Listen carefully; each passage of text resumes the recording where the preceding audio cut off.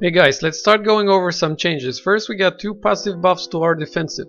One is a flat 10% less damage. This is a big change versus caster. And the other one is that we got a 10% stamina buff via our Dark Intent, which is really good. About Solid. Solid only lasts 15 seconds, can be dispelled, and it's only at 10%. I don't really like it. Blood Order is great. It's a pure defensive ability, but I really like it and I'm going to use it for sure. The new visual effect of Chaos Wave will actually affect our burst, since it's now instantly applied the damage and no longer has a delay. We did receive a very nice damage boost, but don't be tempted. Soulfire is and always will be crap. At the moment it doesn't deal enough damage. As we can see now, it costs too much fury if you compare it to Touch of Chaos, and the damage is really not good. Actually, if Touch of Chaos will crit, it will do more than that.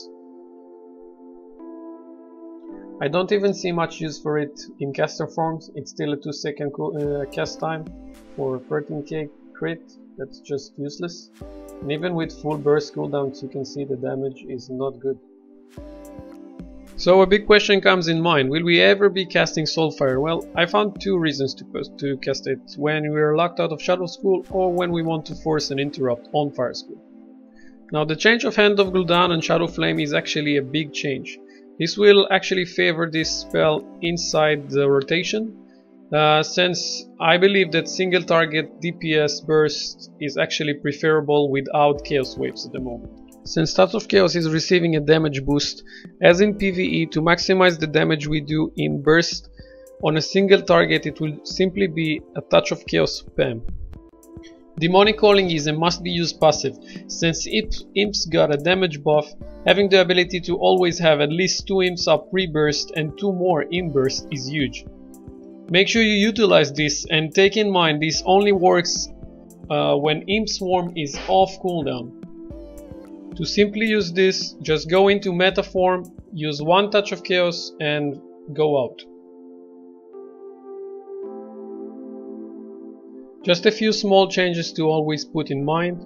1. Mortal Coil will now share the R with Blood Order, still making it my favorite because of it's a good heal and a good CC versus casters and healers. Even though we cast, Manorath's Fury is still my pick. I don't think we're casting too much, so I don't see any reason to go with Killgen and Cunning. 20% HP for Unbound Will is still a lot. I will be trying to use this only against Caster Sleep. The Feldsteed and Dreadsteed Waterwork ability will no longer work in BG, so I decided to take it off and take this instead. Losing the separate cooldown on the portal in meta form isn't a big change in my opinion. Utilizing Demonic Leap will still make us very mobile.